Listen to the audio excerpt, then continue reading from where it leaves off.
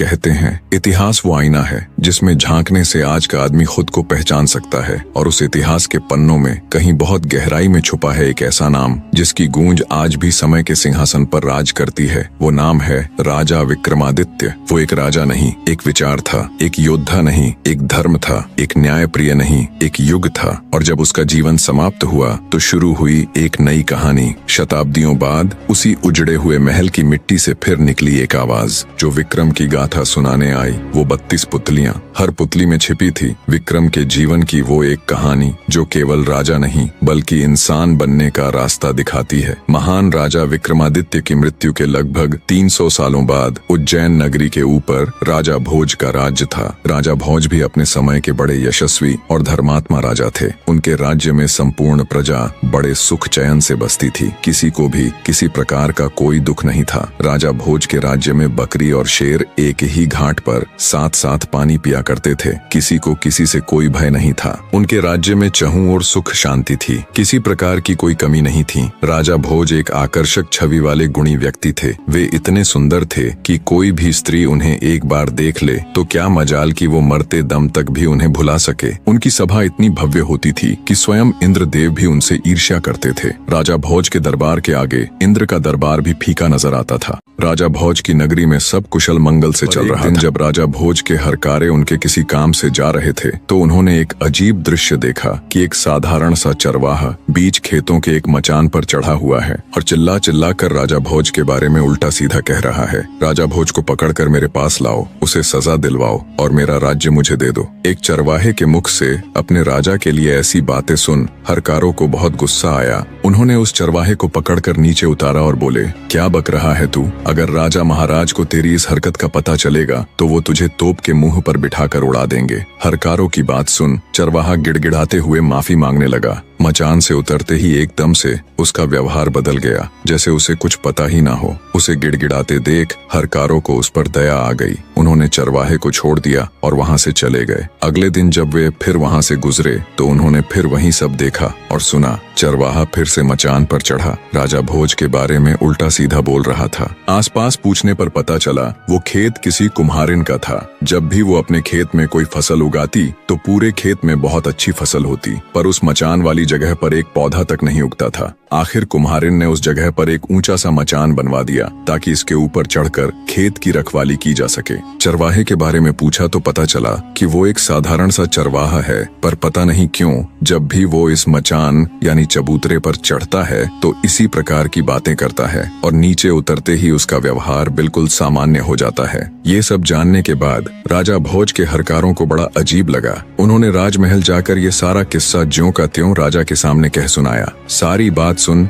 राजा भोज को भी बड़ा अचरज हुआ। हमारे राज्य में तो सब लोग सुख शांति के साथ रहते हैं, फिर वो चरवाह ऐसी हरकत क्यों कर रहा है? जरूर इसके पीछे कोई तो बात है। हरकारे बोले, महाराज हमें तो लगता है उस मचान में ही कोई गड़बड़ है, क्योंकि जब भी वो चरवाहा उस पर चढ़ता है तो ऐसी बातें करता है, लेकिन जैसे ही वह नीचे उतरता है फिर से साधारण मनुष्य बन जाता है। सब जानने के बाद आश्चर्य के साथ राजा भोज बोले, अगर ऐसा है तो तुम मुझे तुरंत वहाँ ले चलो, मैं अपनी आंखों से ये सब देखना चाहता हूँ। राजा भोज ने अपने सैनिकों और दूतों को साथ लिया और कुछ ही समय में उस रहस्यमयी चबूतरे के पास जा पहुँचे और उससे थोड़ी दूरी पर छिपकर खड़े हो गए ताकि वह सब कुछ अपनी आंखों से देख और सुन सके। तभी वह आदमी फिर से चबूतरे पर चढ़ा और चढ़ते ही जोर से कहने लगा, लोगों जाओ जल्दी से राजा भोज को पकड़कर मेरे सामने लाओ, उसे मार डालो ताकि मैं उसका राज अपने हाथ में ले सकूं। ये सुनते ही राजा भोज गुस्से और हैरानी के मिश्रित भावों से भर जाते हैं, पर वे बिना कुछ कहे चुपचाप अपने हरकारों के साथ वापस महल लौट जाते हैं। पूरी रात उनके दिमाग में यही सब चलता रहा कि उस मचान में ऐसा क्या है जो एक मामूली सा चरवाहा ऐसी हरकत कर रहा है। सुबह होते ही राजा ने अपने मुख्य सलाहकारों और ज्योतिषियों को दरबार में बुला लिया। एक मामूली सा गाय चराने वाला चरवाहा चबूतरे पर खड़े होकर राजा को ललकारता है, उसे अपशब्द कहता है। ये उस रहस्यमयी चबूतरे की ही करामात है या कुछ और? चरवाहे और उस रहस्यमयी चबूतरे की पूरी बात राजा भोज अपने दरबार में उपस्थित सभी सदस्यों को कह सुनाते हैं। राजा भोज की बात सुन दरबार में उपस्थित ज्योतिषी बोले, राजन ये तो कोई चिंता करने करने वाली बात नहीं है, बल्कि ये तो शुभ संकेत है। महाराज, हमें तो लगता है बहुत जल्द आपको कुछ बहुत बड़ा हासिल होने वाला है। ज्योतिष की राजा भोज हैरानी के साथ साथ खुश भी हुआ। वो कुछ बोलता इससे पहले ही दरबार में मौजूद विद्वान पंडित भी बोल पड़े। महाराज, ज्योतिषी बिल्कुल ठीक कह रहे हैं, आपको उस चबूतरे की खुदाई करके देखनी चाहिए। वहाँ आपको कुछ बहुत बड़ा मिलने के संकेत है। पहले ज्योतिषी फिर पंडित की कही बात सुन राजा भोज को भी ये विश्वास हो गया कि हो न हो उस रहस्यमयी चबूतरे के नीचे कुछ तो जरूर है। अवश्य ही वहाँ खुदाई करवाकर देखनी चाहिए। राजा ने तुरंत अपने राज्य के सभी बेलदारों को वहाँ जाकर खुदाई करने के निर्देश दिए और खुद भी अपने मुख्य सलाहकारों के साथ बड़ी दिलचस्पी लेकर उस चबूतरे के पास पहुँच गया। खुदाई करते करते जब मजदूरों ने मचान वाली जगह को अंदर तक गहरा खोद दिया, तब एक सोने का पाया नजर आया। सोने के पाए को देख राजा भोज की आंखें चमक उठीं। उसने मजदूरों को सख्त हिदायत दी कि अब आगे की खुदाई बड़े ध्यान से की जाए। शीघ्र ही धरती के अंदर मौजूद उस सिंहासन के चारों पाए नजर आने लगे। राजा सहित वहां मौजूद सभी हैरान थे। खुदाई पूरी हुई तो जमीन के अंदर दबा हुआ एक विशालकाय सिंहासन बाहर निकला। राजा के हुक्म पर मजदूरों ने बड़े ध्यान से सिंहासन को बाहर निकाला। बाहर आने पर जब राजा भोज ने उसे देखा तो वो मंत्र मुग्ध सा हो गया। ऐसा कुछ उसने आज से पहले कभी नहीं देखा था। वो विशालकाय सिंहासन जो धूल मिट्टी में सने होने के बावजूद भी अपनी अलग ही छठा बिखेर रहा था। अचंभित से राजा भोज ने मजदूरों को कहकर उस दिव्य सिंहासन को अपने राजमहल में रखवा दिया। राजमहल में स्थापित करने के पश्चात जब अच्छे से सिंहासन की धूल मिट्टी पोंछकर उसे धोया गया तो वो बिल्कुल चमक उठा। उस चमकते हुए सिंहासन को जब राजा भोज ने देखा तो उसका मुंह खुला का खुला रह गया। जिस किसी ने भी उसे देखा वो बस उसे देखता ही रह गया। उसकी चमक ऐसी थी कि उसे एक नजर देखे तो आंखें चौंधिया जाएं। वो विशालकाय सिंहासन किसी अजूबे से कम नहीं लग रहा था। ऐसा लग रहा था जैसे उसे किसी कारीगर ने नहीं बल्कि खुद उस ईश्वर ने तराश कर अपने लिए ही बनाया हो। उसके चारों तरफ 8-8 पुतलियां थीं। हर एक पुतली अपनी अलग ही छठा बिखेर रही थी, पर कुछ कुछ जगहों से उसके दिव्य रत्न हट गए थे। राजा भोज ने तुरंत अपने शिल्पकारों को हुक्म दिया कि जितना भी धन चाहे ले लो, जितने भी रत्न चाहिए ले लो, पर जल्दी से जल्दी इस सिंहासन को तैयार करो। लगभग 6 महीने में देश के कोने कोने से हूबहू सिंहासन में लगे हुए रत्नों जैसे ही रत्न खोजकर शिल्पकारों ने उस सिंहासन को पूरी तरह तैयार कर दिया। धरती के अंदर से निकला वो जादुई सिंहासन जब पूरी तरह तैयार हो गया, तब राजा भोज उसे देखने के लिए आए तो उन्हें अपनी आंखों पर विश्वास नहीं हो रहा था कि वो ऐसा कुछ देख रहा है। उस दिव्य सिंहासन को देख भोज को लगा जैसे उस ऊपर वाले ने बड़े सिंहासन को तराश कर सिर्फ और सिर्फ उसी के लिए बनाया है। ये शायद उसके इतने अच्छे कर्म थे कि वो ईश्वर उस पर मेहरबान हुआ है और उसे ये दिव्य सिंहासन भेंट किया है। अपने मन में ऐसा विचार कर राजा भोज ने पंडितों को आदेश दिया कि एक शुभ मुहूर्त और उत्तम तिथि निश्चित करें ताकि वह स्वयं उस दिव्य सिंहासन पर बैठ सके। यह सुनकर पंडितों ने विचार विमर्श करके कार्तिक महीने में एक अत्यंत शुभ दिन और लग्न तय किया। वह तिथि हर प्रकार से उत्तम थी। पंडितों ने कहा, हे राजन, उस दिन आप सिंहासन पर विराजमान हो सकते हैं। समय अपनी गति के साथ बीता और आखिर वो शुभ दिन भी आ ही गया जब भोज को उस दिव्य सिंहासन पर विराजमान होना था। राजा भोज ने इस शुभ दिन को बहुत बड़ा बनाने की सोची। वो इस दिन किसी प्रकार की कोई भी कमी नहीं छोड़ना चाहता था। उसने अपने राज्य के सभी छोटे बड़े राजा, विद्वान पंडित, जादू टोने के जानकार, दूर दराज के प्रतिष्ठित व्यक्ति सभी को निमंत्रण भेजा। स्वयं राजा ने स्नान किया और उत्तम वस्त्र धारण किए। वेद पाठी पंडित वेदों का उच्चारण करने लगे, गंधर्व मधुर गीत गाने लगे, भाट राजा की वीरता और यश का बखान करने लगे और विविध प्रकार के वाद्य यंत्र बजने लगे। पूरे महल में आनंद उत्सव की लहर फैल गई। जो भी अतिथि आए थे उनका भव्य स्वागत हुआ। ब्राह्मणों को गांव दान में दिए गए, युवाओं को स्वादिष्ट भोजन और जो कुछ उन्होंने मांगा वह प्रदान किया गया। गरीब लोगों को वस्त्र भेंट किए गए, आम जनता को इनाम और भेंट दी गई। सारा नगर दान दक्षिणा और नेकी से भर गया। शाही सेना को विशेष भोजन और इनाम मिले। राजा के अपने खास सेवकों को अलग अलग प्रकार की कृपा और नवाजिशें दी गईं। संक्षेप में कहें तो जो भी लोग उस सभा में उपस्थित थे वे सब जय जयकार कर रहे थे। नगर के छोटे बच्चे से लेकर बूढ़े तक, गरीब से लेकर अमीर तक सब राजा भोज की कृपाओं से खुशी से झूम रहे थे। सभा के बीचों बीच वह दिव्य सिंहासन स्थापित था। राजा भोज अत्यंत प्रसन्न मन से भगवान श्री गणेश का स्मरण करते हुए सिंहासन के पास जाकर खड़े हो गए। जैसे ही राजा ने सिंहासन पर चढ़ने के लिए अपना दाहिना पैर बढ़ाया, तभी सभी पुतलियां खिलखिलाकर हंस पड़ीं। सिंहासन में लगी निर्जीव पुतलियां हंसी। ये किसी अचंभे से कम नहीं था। कुछ समय पहले जहां नाच गाना राग रंग हो रहा था, वहां एकदम से घोर सन्नाटा पसर गया। सबके मुंह भारी आश्चर्य से खुले के खुले रह गए। किसी को भी समझ नहीं आया कि ये हुआ तो आखिर हुआ क्या। राजा भोज भी एकदम सन्न पड़ गए, मानो पत्थर के बने हों। उनका मुंह पीला पड़ गया और गला एकदम सूख गया। घबराहट और शर्मिंदगी के मिश्रित भावों ने उन्हें घेर लिया। उनके आश्चर्य की सीमा नहीं थी। मारे शर्म और भय के राजा भोज तो जैसे धरती में घुसे जा रहे थे। आगे बढ़ाया हुआ अपना दाहिना पैर उन्होंने तुरंत पीछे खींच लिया। बिना सांस मांस की पुतली जब खिलखिलाकर हंसी तो मारे भय के राजा भोज का रंग उड़ गया। पूरी सभा में घोर सन्नाटा पसर गया। राजा भोज ने किसी तरह साहस जुटाया और सिंहासन पर बनी पुतलियों की तरफ देखते हुए बोले, तुम सबने ऐसा क्या देखा जो तुम यूं खिलखिलाकर हंसी? क्या मैं बलशाली राजा गज का पुत्र यशस्वी नहीं हूँ? क्या मैं क्षत्रियों में कायर हूँ? क्या मैं निर्बल या नपुंसक हूँ? क्या मैं निर्दयी हूँ? क्या मेरी प्रजा मेरी आज्ञा नहीं मानती? क्या मेरे दरबार में योग्य पंडित नहीं है? क्या मेरे राज्य में पद्मिनी जैसी गुणी और सुंदर स्त्रियां नहीं हैं? क्या मैं राजनीति का ज्ञाता नहीं हूँ? क्या मैं कभी किसी सभा में अपमानित होकर बैठा हूँ? आखिर ऐसा क्या कारण है जो तुम सब मुझ पर यूं हंसी? कृपया मुझे बताओ। राजा की यह स्पष्ट और आत्माभिमानी बात सुनकर सिंहासन पर बनी उन पुतलियों में से रत्न मंजरी नामक प्रथम पुतली सिंहासन से निकलकर मानव रूप में राजा भोज के सामने प्रकट हो गई और बोली, हे राजन, मेरी बात ध्यान लगाकर सुनो। मैं तुम्हें एक कथा सुनाने जा रही हूँ। जो भी बातें तुमने अपने विषय में कही वे सब ठीक हैं। तुम्हारा तेज तो सूर्य से भी अधिक अग्नि की ज्वाला के समान है, परंतु इन सब का इतना भी घमंड मत करो, क्योंकि ये कोई साधारण सिंहासन नहीं है। तुमने अपने मन में न जाने क्या सोच लिया है। बस थोड़ी सी शक्ति और वैभव पाकर तुम अहंकार में डूब गए और अपने वास्तविक स्तर को भूल बैठे। सिंहासन पर बैठने से पहले तुम ये अच्छे से जान लो कि जिस राजा विक्रमादित्य का यह सिंहासन है, तुम उसके एक बाल के बराबर भी नहीं हो। उसके दरबार में तुम जैसे राजा केवल सामान्य नौकरों के समान ही थे बस।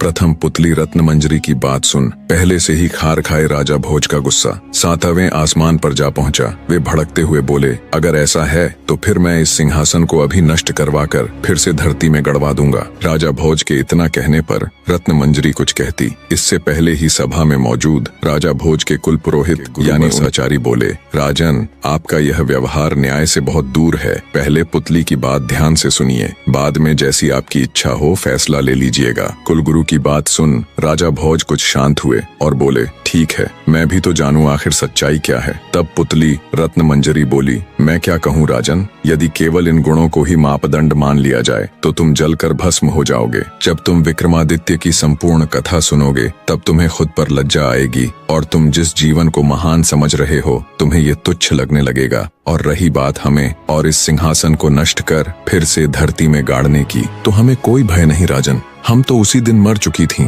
जिस दिन राजा विक्रमादित्य दिव्य लोक में चले गए थे। इतने में राजा का दीवान यानी उनका प्रधानमंत्री पुतली से बोला, हे सिंहासन की पुतली, अब बातों में वक्त जाया मत करो और अपने इस गुस्से को त्याग कर हमें राजा विक्रमादित्य की कथा सुनाना प्रारंभ करो। तब प्रथम पुतली रत्न मंजरी कथा कहना आरंभ करती है। तो सुनो राजन।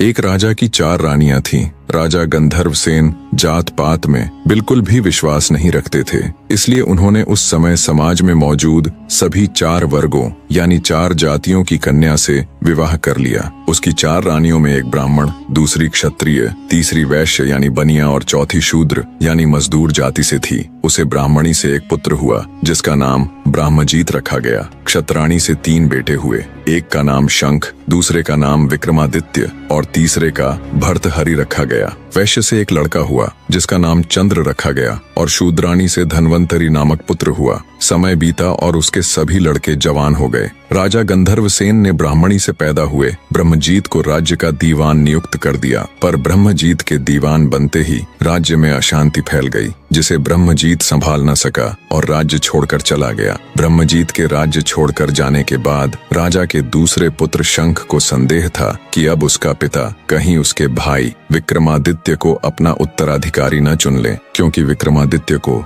हर क्षेत्र में महारत हासिल थी। हर तरह से निपुण होने के कारण राजा का मोह सबसे अधिक विक्रमादित्य में ही था। इसी के चलते एक दिन शंख ने अपने पिता राजा गंधर्व सेन की हत्या कर दी और स्वयं उज्जैन का राजा बन बैठा। जब राजा गंधर्व सेन की हत्या की खबर उसके बाकी बेटों ने सुनी तो वो सब अपनी जान बचाने के लिए राज्य छोड़कर भाग खड़े हुए। विक्रमादित्य को जब अपने भाई के इस कृत्य का पता चला तो उन्हें अपने भाई पर अथाह क्रोध आया, पर समय की नजाकत को भांपते हुए उन्होंने बुद्धि से काम लिया कि अभी समय उसके पक्ष में बिल्कुल भी नहीं है। सारा राज्य काज, शस्त्र बल इत्यादि उसके भाई शंख के नियंत्रण में है। अंततः समय अनुकूल न होने के कारण विक्रमादित्य भी उज्जैन को छोड़कर जंगलों में चले जाते हैं। सबके जाने के बाद शंख आराम से उज्जैन नगरी के ऊपर शासन करने लग जाता है, पर फिर भी उसे रह रहकर ये डर सताता कि एक दिन उसके भाई वापस आकर उसकी हत्या कर ये सत्ता छीन लेंगे। इसी आशंका के चलते राजा शंख ने निर्णय लिया कि वो अपने भाइयों का पता लगाकर उन्हें भी मरवा देगा। राजा शंख ने एक दिन देश प्रदेश से बड़े बड़े ज्योतिषी और भविष्यवक्ता बुलाए और अपना भाग्य बताने के लिए कहा। जब ज्योतिषी और भविष्यवक्ताओं ने राजा शंख की कुंडली के माध्यम से उसका भविष्य देखा तो उन्हें बड़ा अचरज हुआ। उन्होंने राजा शंख को बताया कि उसे उसके किसी भाई से कोई खतरा नहीं है, केवल विक्रमादित्य को छोड़कर उसकी कुंडली बता रही है कि उसकी मृत्यु उसके भाई विक्रमादित्य के हाथों लिखी हुई है। ये सुनकर राजा शंख के पूरे शरीर में डर की लहर दौड़ गई। उसने तुरंत सख्त हिदायत दे देश प्रदेश सब जगह अपने गुप्तचर फैला दिए। आखिरकार गुप्तचरों को जंगल में एक झील दिखी जिसमें विक्रमादित्य का प्रतिबिंब दिख रहा था। उन्होंने तुरंत राजा शंख को संदेश पहुंचाया कि विक्रमादित्य इस समय फलां जंगलों में रह रहा है। राजा शंख को जब विक्रमादित्य का पता चला कि वो जंगलों में रह रहा है तो उन्होंने तुरंत एक तांत्रिक को बहुत से धन का लालच देकर बुलाया और उसके साथ मिलकर विक्रमादित्य को मारने की योजना बनाई। तांत्रिक जंगलों में विक्रमादित्य के पास जाकर उसे देवी काली की पूजा करने के बहुत से लाभ बताकर उसे पूजा करने के लिए राजी कर लेगा। जब वे इस क्रिया के लिए सहमत हो जाएंगे तब देवी आराधना के अंतिम चरण को पूरा करने के लिए तांत्रिक उन्हें सिर झुकाकर आराधना संपन्न करने को बोलेगा। जैसे ही विक्रमादित्य अपना सिर झुकाएंगे वैसे ही पेड़ों की आड़ में खड़ा राजा शंख उनका सिर धड़ से अलग कर देगा। योजना बना उसे अंजाम तक पहुंचाने के लिए तांत्रिक जंगलों की तरफ चल पड़ता है। थोड़ी दूरी बनाकर राजा शंख भी उसके पीछे पीछे हो लेते हैं। जब तांत्रिक जंगल में जाता है तो उसे विक्रमादित्य वहां मिल जाता है। योजना के अनुसार तांत्रिक उन्हें पूजा अर्चना के लिए सहमत कर लेते हैं। जब आराधना के अंतिम चरण में तांत्रिक ने उन्हें सिर झुकाने को बोला तो विक्रमादित्य को कुछ संदेह हुआ। उन्होंने इशारा कर पहले तांत्रिक को ये क्रिया करके दिखाने के लिए कहा। जैसे ही तांत्रिक ने उसे दिखाने के लिए अपना सिर झुकाया तो रात के अंधेरे में आड़ में छिपे राजा शंख को लगा यही विक्रमादित्य है। वे फुर्ती के साथ निकले और अपनी तलवार के एक ही प्रहार से तांत्रिक की गर्दन धड़ से अलग कर दी। खतरे के अंदेशे से पहले से ही तैयार खड़े विक्रमादित्य ने झट से शंख की तलवार छीनकर उस पर अपनी पूरी ताकत से प्रहार किया। परिणाम स्वरूप शंख का सिर धड़ से अलग हो धरती पर जा गिरा। इस तरह विक्रमादित्य ने अपने पिता की हत्या का बदला ले लिया। शंख को उसके कर्मों का फल देने के बाद विक्रमादित्य उज्जैन लौट आए और राज्य को संभाल लिया। वह एक सदाचारी, न्यायप्रिय, दानी, उदार व लोकप्रिय राजा थे। उज्जैन की जनता उनके जैसा शासक पाकर धन्य हो गई। एक बार राजा विक्रमादित्य शिकार के लिए एक जंगल में गए हुए थे। वहां एक हिरण का पीछा करते करते वे बहुत दूर निकल गए और रास्ता भटक गए। घूमते घूमते वे एक महल के सामने जा पहुंचे। वह महल लूतवरण नाम के एक व्यक्ति का था जो उस राज्य का दीवान था। राजा विक्रमादित्य उनके पास गए। दोनों में वार्तालाप हुई। दोनों ने एक दूसरे को अपना परिचय दिया। विक्रमादित्य का परिचय मिलने पर दीवान लूतवरण उनसे मिलकर अत्यंत प्रसन्न हुए। वे उसे अपने राजमहल ले गए और उनका आदर आतिथ्य किया। लूतवरण ने विक्रमादित्य को बताया कि उन्हें इस राज्य के राजा बाहुबल से मिलना चाहिए। वे अत्यंत सरल और धार्मिक राजा हैं। उनके पास एक ऐसा सिंहासन है जो अत्यधिक शक्तिशाली है। कहा जाता है उस सिंहासन को स्वयं महादेव ने इंद्रदेव को भेंट किया था और बाद में इंद्रदेव ने प्रसन्न होकर वो सिंहासन राजा बाहुबल को दे दिया। आगे लूतवरण ने कहा, हे राजा विक्रमादित्य, आपके अंदर वो सभी गुण मौजूद हैं जो एक चक्रवर्ती सम्राट के अंदर होने चाहिए। बस किसी चीज की कमी है तो वो है उस दिव्य सिंहासन की। मैं आपको राजा बाहुबल के पास ले चलता हूँ। जब वो आपसे कुछ मांगने को कहे तब आप उनसे वो दिव्य सिंहासन मांग लेना। इसी मकसद के साथ विक्रमादित्य और लूतवरण दोनों राजा बाहुबल के पास जाते हैं। तब राजा बाहुबल भी विक्रमादित्य से मिलकर अत्यंत प्रसन्न हुआ और बोला, विक्रमादित्य, तुम संपूर्ण भारत में इकलौते ऐसे राजा हो जिसने इतने कम समय में इतनी प्रसिद्धि हासिल कर ली कि अब देश के कोने कोने में लोग तुम्हें जानते और चाहते हैं। राजा बाहुबल ने भी राजा विक्रमादित्य का शानदार आदर आतिथेय किया। कुछ दिन सम्मान के साथ राजा विक्रमादित्य राजा बाहुबल के अतिथि बनकर रहे। फिर एक दिन जब विक्रमादित्य ने राजा बाहुबल के आगे वापस उज्जैन लौटने की इच्छा जाहिर की, तब राजा बाहुबल ने उन्हें कोई भेंट मांगने का अनुरोध किया। राजा विक्रमादित्य तो इसी अवसर की तलाश में थे। उन्होंने बिना एक भी पल गवाए राजा बाहुबल से वो अतुलनीय सिंहासन देने का अनुरोध किया। अब चूंकि राजा बाहुबल विक्रमादित्य को वचन दे चुके थे, तो उन्होंने निसंकोच वो सिंहासन विक्रमादित्य को भेंट कर दिया। वे भली भांति इस बात से परिचित थे कि अगर उनके बाद कोई इस सिंहासन के योग्य है तो वो केवल और केवल विक्रमादित्य ही है। उन्होंने खुशी खुशी विक्रमादित्य को सिंहासन देकर विदा कर दिया। जब राजा विक्रमादित्य उस अद्वितीय सिंहासन के साथ उज्जैन नगरी पहुंचे तो उनकी पूरी प्रजा में खुशी की लहर दौड़ गई। उस सिंहासन को देखने दूर दूर से राजा महाराजा उज्जैन आने लगे। राजा विक्रमादित्य ने भारी सभा का आयोजन किया और दूर दराज से विद्वान पंडित बुलाए और उनके समक्ष अपनी इच्छा जाहिर की